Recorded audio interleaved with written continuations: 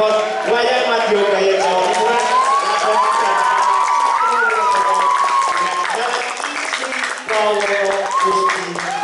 dan setelah pertunjukan dari SMK Negeri 12 Surabaya, kami mohon untuk dapat merapat ke pendopo Ageng KGB Ajoyo Kusumo Isi Surakarta untuk dapat melaksanakan atau menyaksikan bersama pertunjukan selanjutnya. Dan saya sebagai pembawa acara di Teater Besar Isi Surakarta mohon maaf yang sebesar-besarnya. Wabillahi taufiq wal hidayah. Wassalamualaikum warahmatullahi wabarakatuh. Salam Om Sakti Sakti Santi Om Namo Buddhaya. Salam Bajikan Rahayu dan selamat menyaksikan Wayang Madya Gaya Jawa Timuran dengan lakon Darmanis Satrio Wiroto dengan dalang Ki Sri Bawono Kusdiwaluyo dari SMK Negeri 12 Surabaya. Selamat menyaksikan.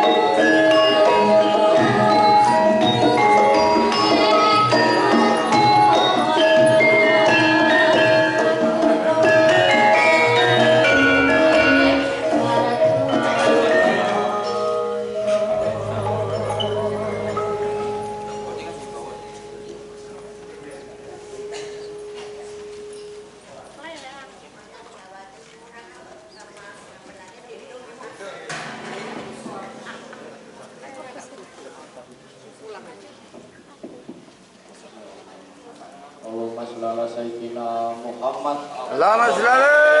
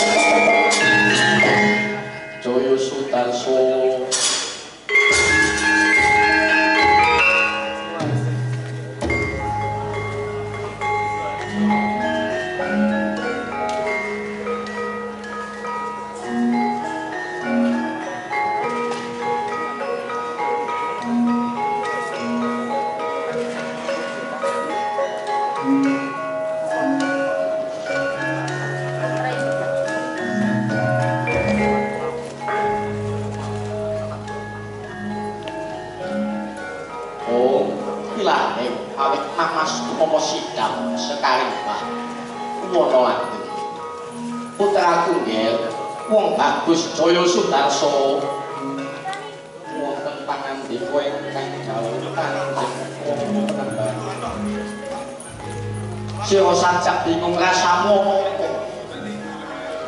estunipun boten sisih ingkang dados pamawas jengandika kanjeng Romo nembe kemawon kula nyepeng no ingkang wonten Gekayu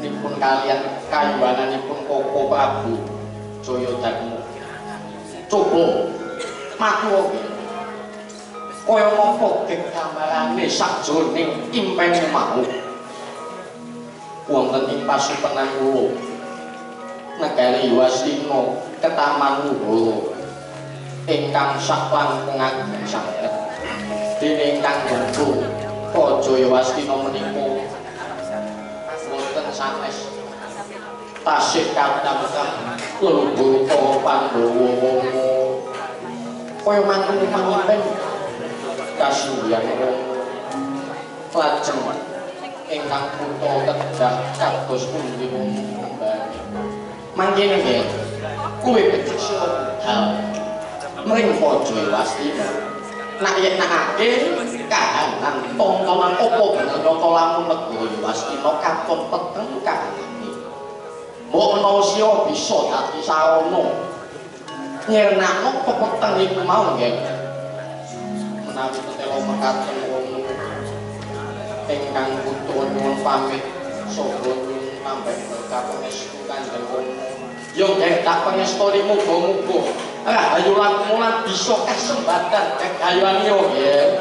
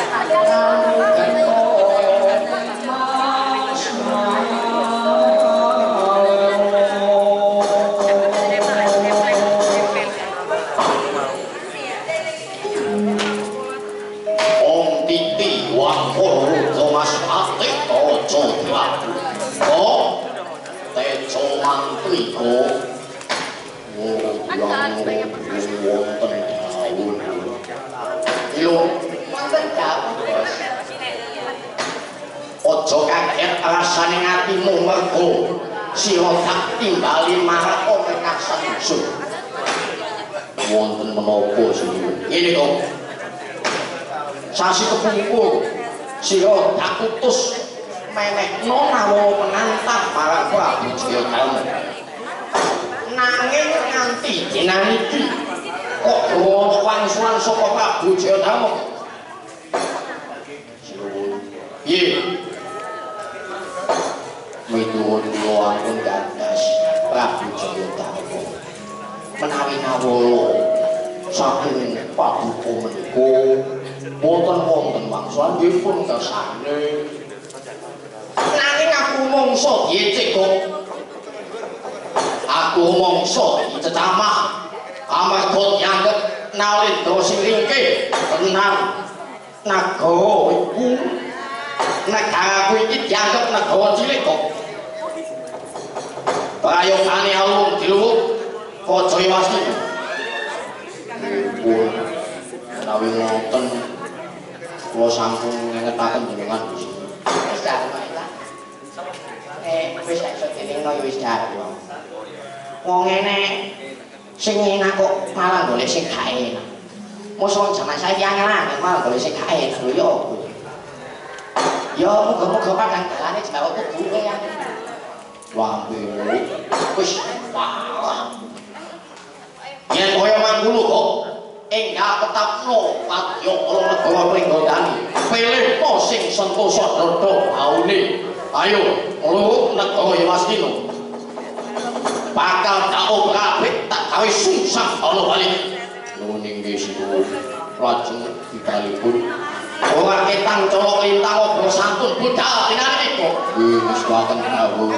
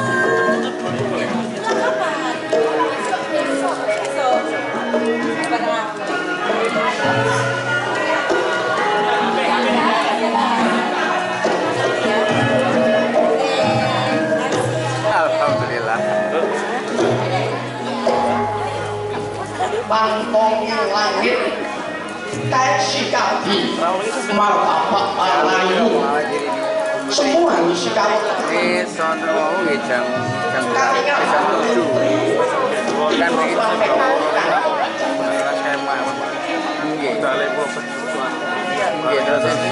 ini angin kina angin isunarela engkang medeng sapilo sedih marah kahanane berarti bagi bantu koco was di kalau ini di kali hari dari kepastian itu satebane lawan dan nyontok yang nanging tanah kadang ini kawan tarayo kali mangkono kaprabawan sakeleng penggali sang Prabu Jayadharma ingkang kelawan dalu tansah menggali suasana layak penantang lasinento ingkang lenggah amaripun Yayan Konjem Bantala datan sanes nenggesan nendya antri muka Jayawastina Patih Andana Mukti sinambung ing muntat ingkang minangka Parampara Jayawastina nenggih Prabu Gendapau tiga datan Pasabawa mung nenggo gawe sampun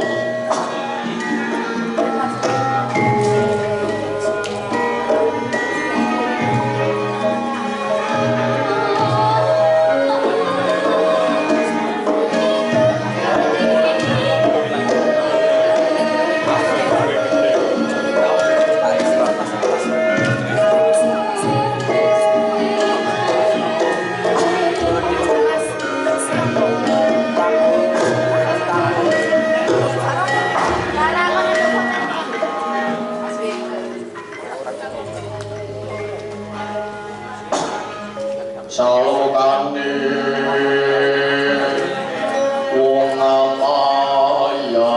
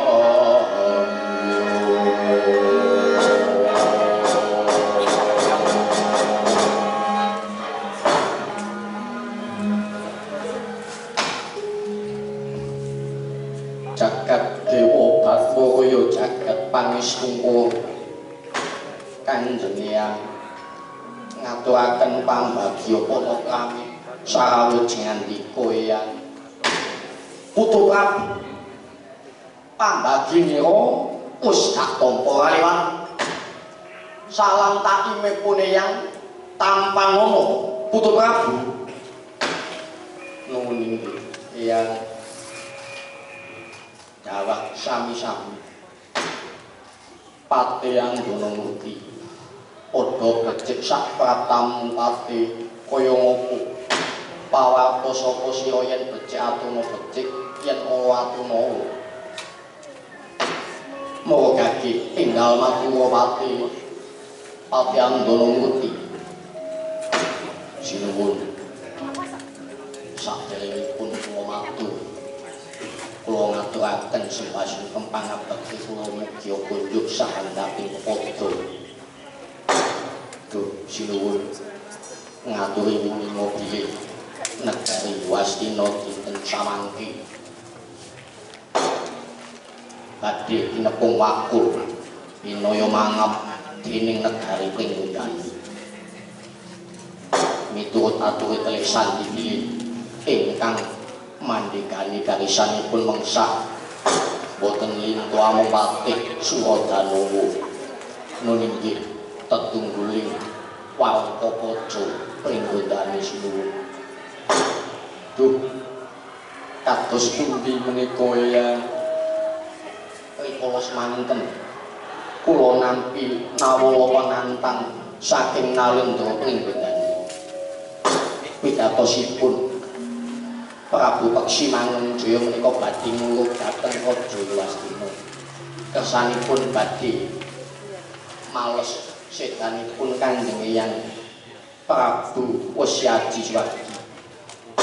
Eyang menapa kula kedah upaya sawung status enggal sirna pepeteng menika Eyang Putra Prabu pangerteno lamun ing Jaya Wastina wis kebak nggawa sing daya kalintang jayane perang.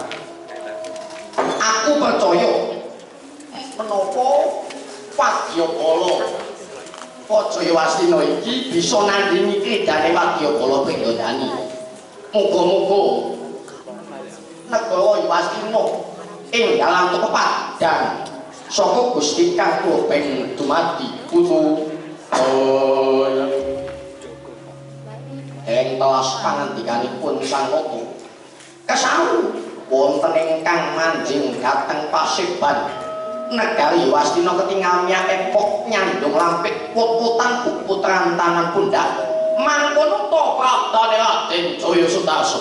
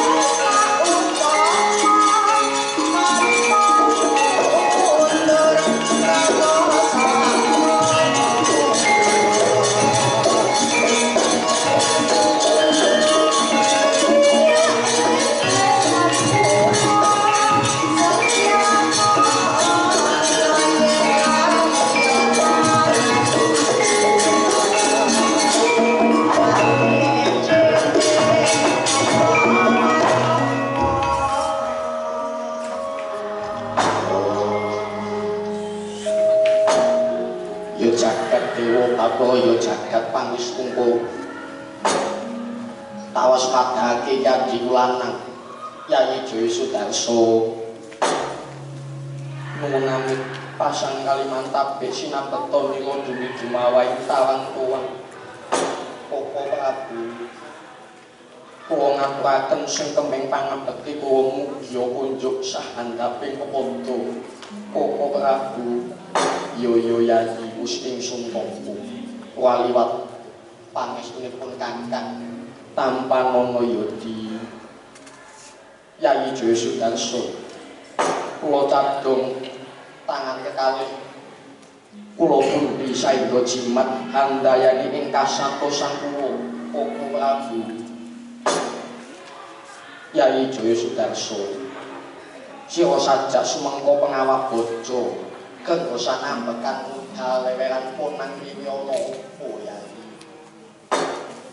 Duh Koko Prabu nyuwun pangapunten sadèrèngipun sowan kula menika amung kepingin nayenaken menapa leres lelampahan ingkang mapan wonten ing salebete pasukenan kula menawi negari Yuwastina menika kinempung dening mangsa. Duh kadanipun Kakang Yayi Jaya Sudarso pancen nyata kang dadi pangimpen mira.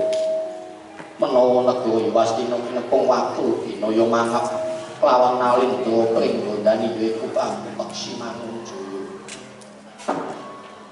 Koko Prabu keparenga ingkang rayi depani negari Yuwastina.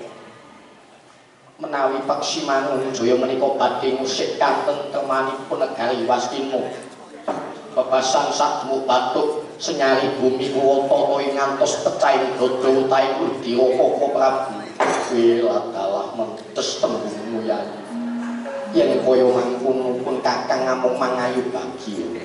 Ananging sadurunge sira mabut ana ing rananggana bakal Kakang Wadyabala Yuwastina kinen sabiyantu marang jeneng sira. Menawi mekaten kula nyuwun pamit saha nyuwun tambeng berkah pangestu mugi-mugi kula saged unggul ing jurit Koko Prabu. Iya Yayi, tak pangestuni muga-muga kasumbadan kegayuhan mira bisa nyenakna pepeteng sing mapan ana ing Praja Yuwastina Yayi. Enjing bekal kumuraku umuweng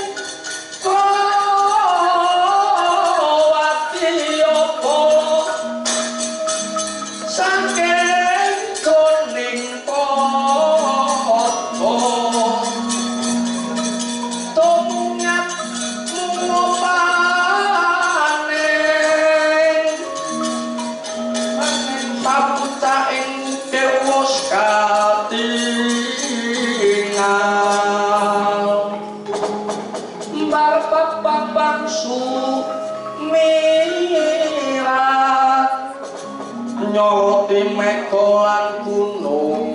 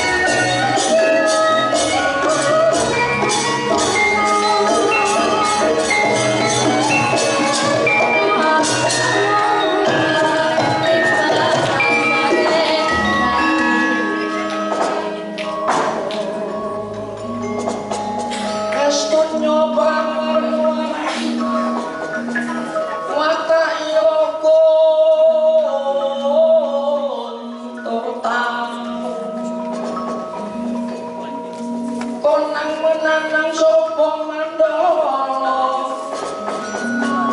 kuping geni pondo yuto kuping geni pondo yuto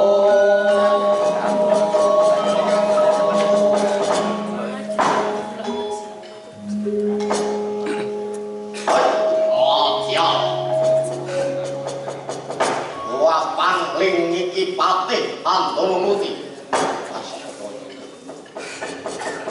kita konsiram soko tabuh lawan aku kekeset ing ratu Gusti Prabu Paksi Mangunjaya yo dasar konyol jenengku Temenggung Bojasuwa yo dasar konyol Andono Muti Sumingkyo bakal tak gawe liwat. Ndi ratu musik jenenge Jayadharma. Kono ini tak tugal dulu. Yen sliramu kepengin goleki Sinuwun Prabu Jayadharma. Maju. Yen waton bisa nyukel janggane. Padang kono mutil dhisik. Wah, kepak. Wani kawan. Wah, suketet dalam pondowani. Wani kawan, apa musim kau teno? Putih tak kembali, ngamuk tak subatani, tino tak tandi kejompo to koyo manuk gajah. Kopat kapito koyo buntu teo tapani. Andono Muti bakal bisa ngasuhake kidane Bojasuwa. Kuwi mari kebutuhan untuk langsung. Awas. Saru mati.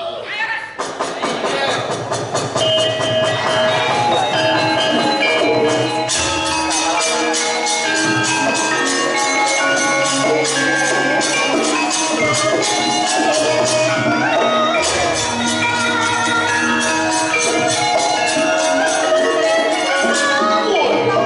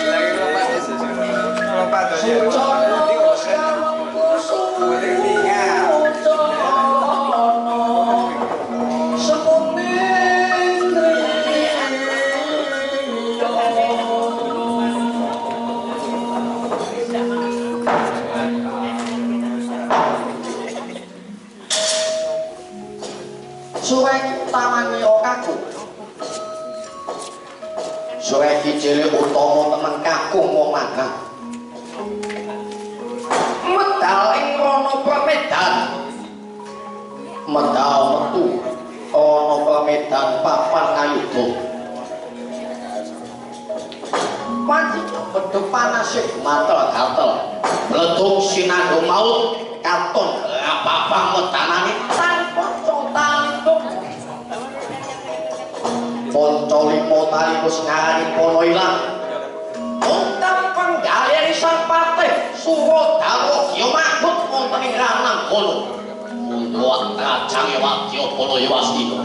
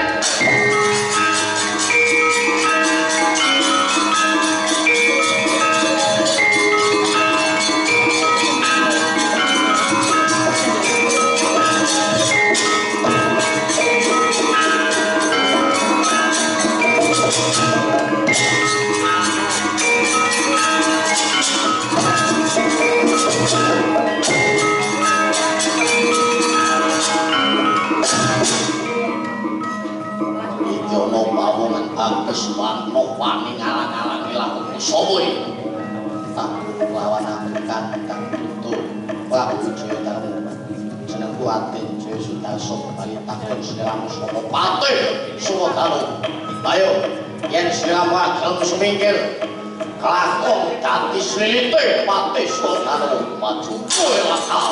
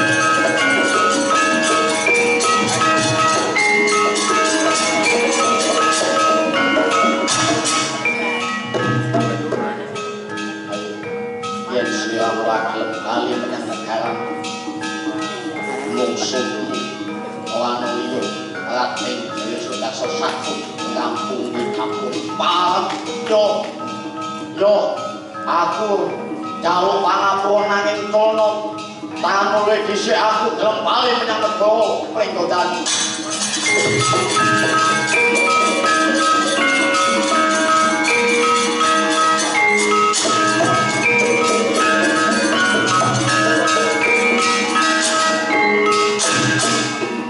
Laka tibake kaya mangkene pakartine Jaya Sudarsa.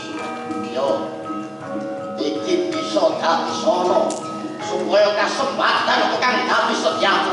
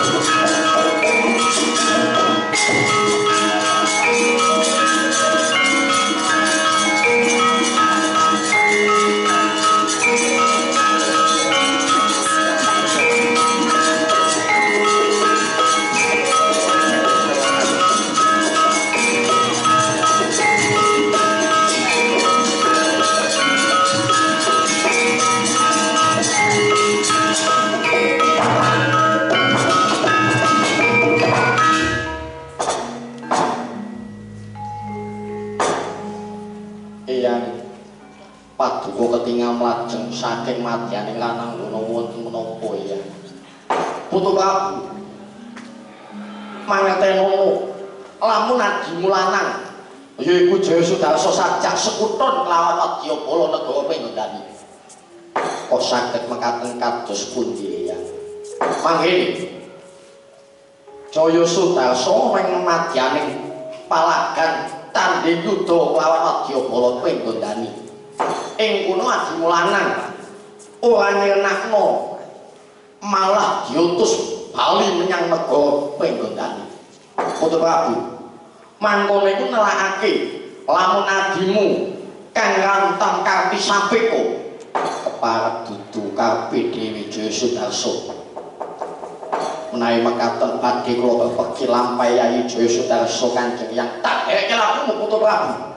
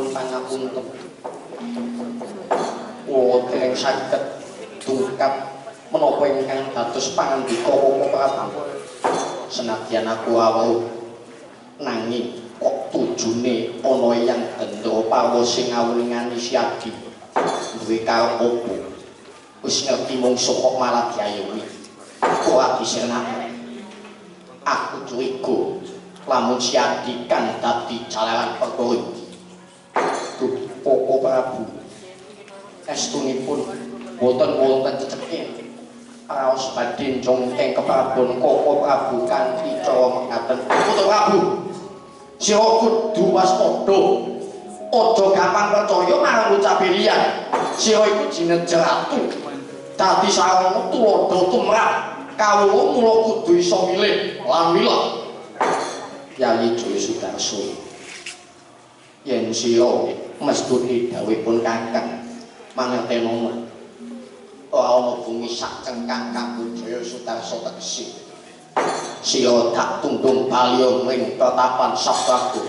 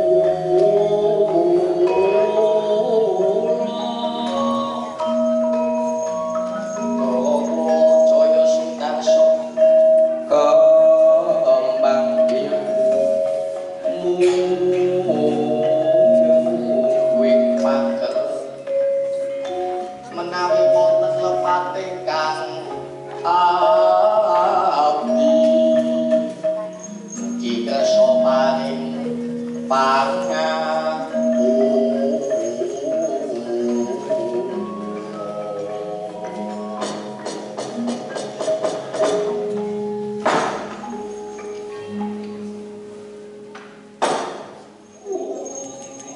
baru wakawir do kula Jaya Sudarsa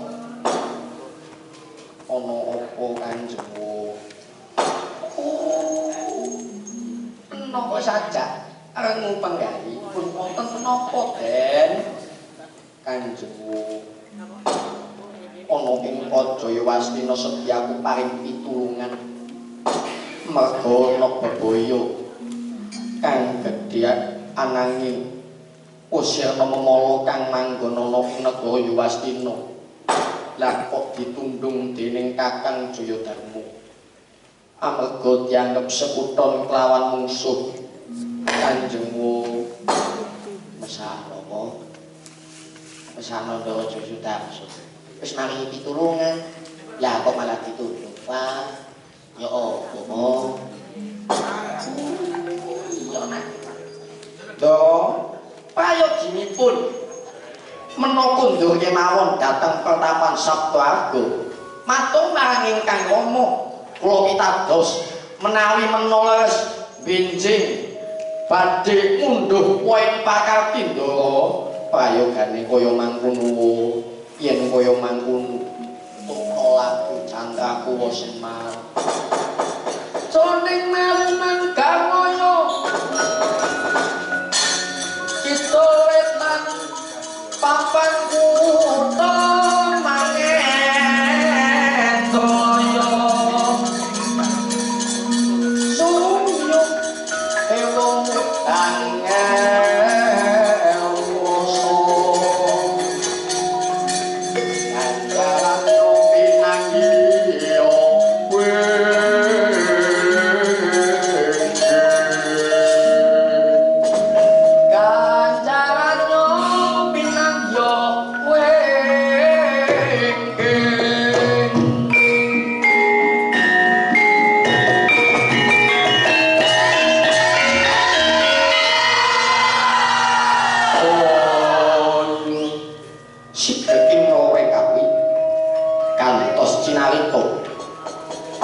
wonten ing Pertapan Sabtuarga Begawan Yudayana nampi pisowanipun ingkang putra Raden Jaya Sudarsa ingkang hanganti para punakawan kadya cahya ingkang kuwung candrani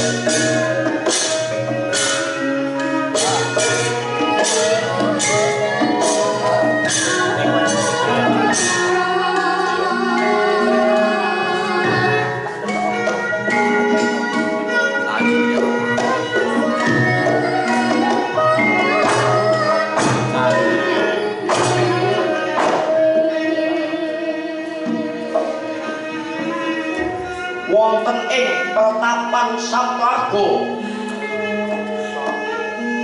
Risang Begawan nampi pisowan tunikang kutha Raden Jaya Sudarsa miwah para punakawan Semar kelawan Bagong katon nandhang Sungkawa Risang Jaya Sudarsa gawe bingung Yasira Begawan Yudayana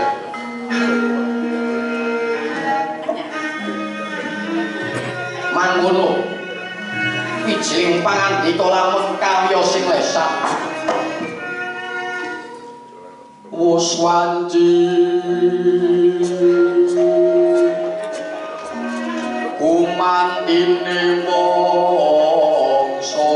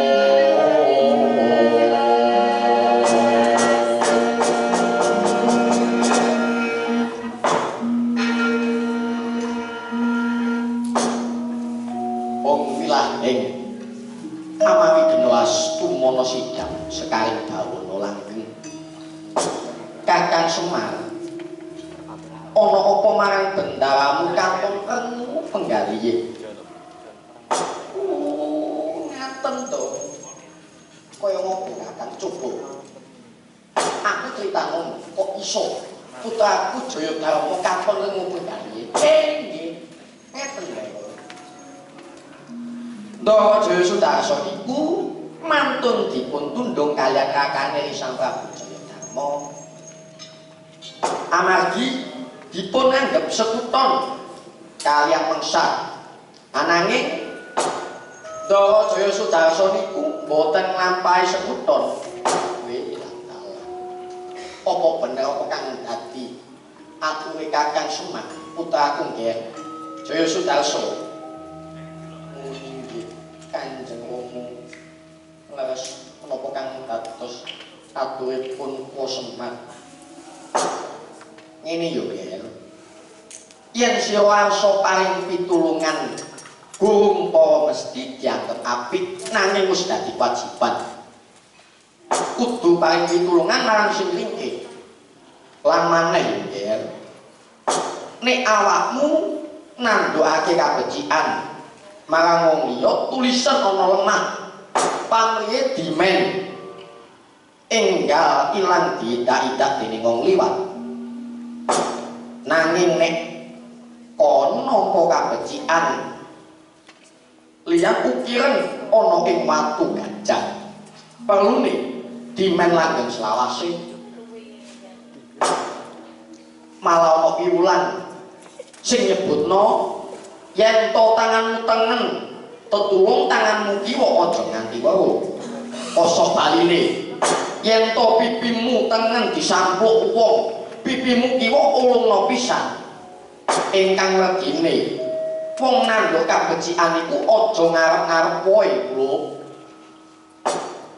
mekaten Kanjeng Rama ya lajeng ingkang putra kados pundi Rama penemban ngene ya Sira kudu gemi watak satriya mitulungi marang sing ringkih ngungkepi bebener wani ngepani negara Wastina bisa bingkas karya mula sira enggal bali mring Jaya Wastina yen ora ana sing bisa ngayomi banjur kaya apa negara Wastina iki mengko Ger Arjuna ingkang Destinira Wartaya Kina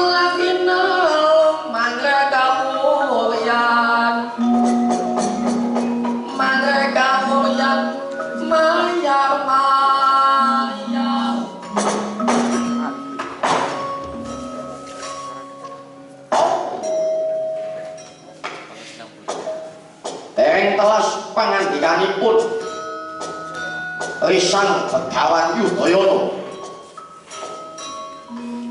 Ojak kesang prabdane ingkang maksebo nenggih Warangkapa Jayawastina Patih Antanamurti ya maraksa wonten ing ngarsaning Sang Begawan Yudhoyono piye.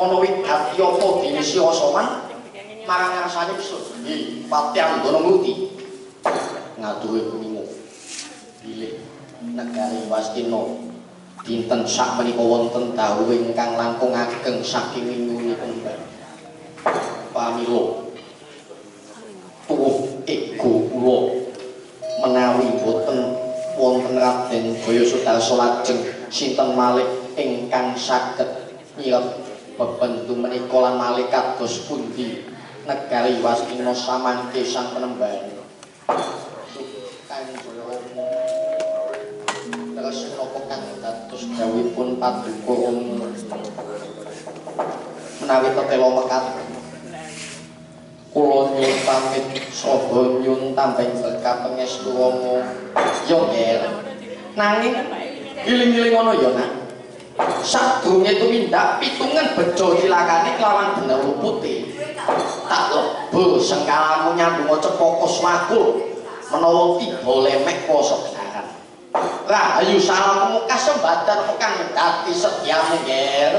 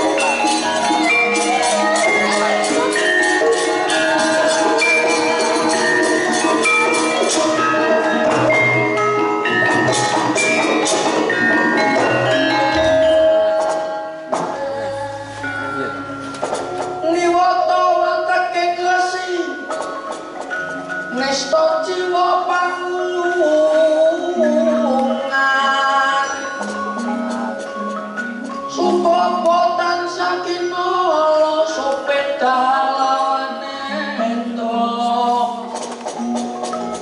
lantung bonto sang wiwata Itu ya, Bu. Jaya tahu katon megel-megel ngatik jejeg ana kene dinane ki atimu lanang sing jenenge Jaya Sudarsa wis mbok tundung ana sing alang-alangi Setyaki gua ngajar pangucap murid Peksi Mangunjaya yen sirane kepengin maos pakar ini wong Jawas dina nalika semono ayo langkawana bangkine Prabu Jayadharma luwih dhisik. Wah. Sugih kendel konoane. Ayo, payetno sing ati-ati maju lakon dadi pengewan-ewane. Peksi Mangunjaya sikam rapat pecah silakan.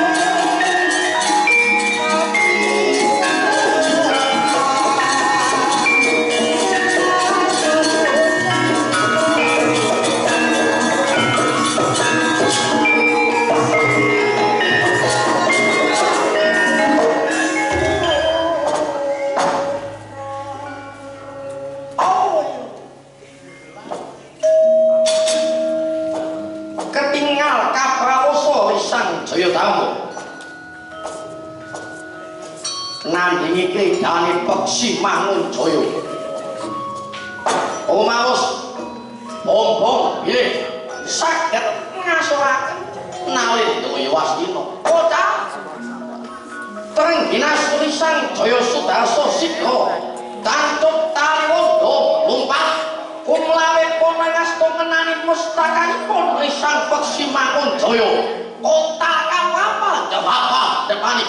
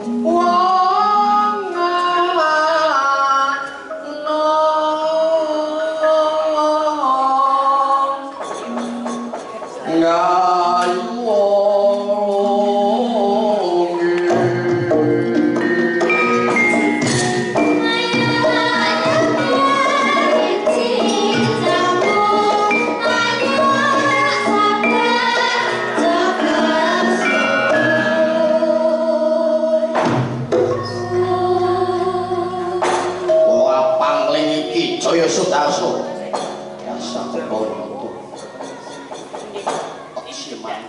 yo melu cawe-cawe ora watek satriya yen ora wani sabyanti ngilangi pepeteng sing mapan ana ing negara teges pangucap wani karo aku apa sing tau den wah kelakon mati dening aku Pak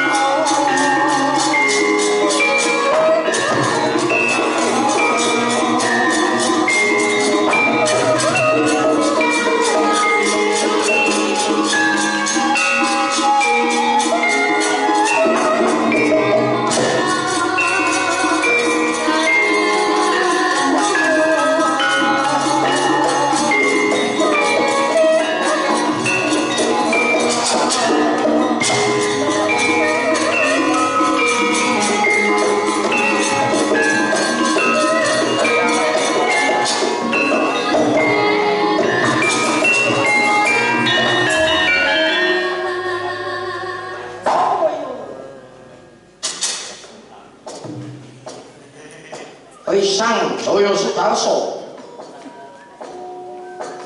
Omaos kasoran nandingi kridane Prabu Peksi Mangunjaya kasosor jiwa kajiwa ana kecandak ketanting kebuak kebanting dawa wonten ing Siti Bantul kota Sido ngasta wujuting ponang cuwiga ya sampun kasih karya piye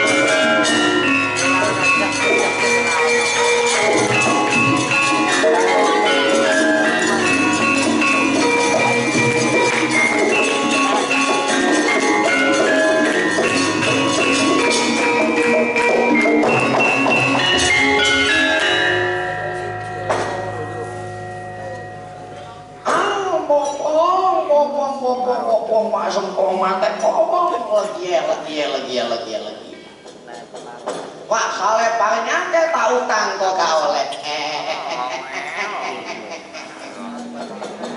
Anak ulun juga nih gitu. Jaya Sudarso lawan Jaya Darma. Wonten dawuh ulun, wonten dawuh ulun. Kita Jaya Sudarso wis mungguh sinebat satriya kusuma bangsa amarga Prabu kita tumrap Jayawastina setya sabiyantu nyenakno dahu ngayomi para kawula Jayawastina lan kita Jayatama kita iku Nalendra utawa ratu iku saka tembung ratu lan tuntunan ratu iku jagat tuntunan iku tembung patuladan jeneng ratu iku kudu bisa dadi patuladan wong sak jagat nanging jeneng kita dadi ratu kurang pramono ora bisa bedakno sing endi benere lan sing endi luputi nuwun inggih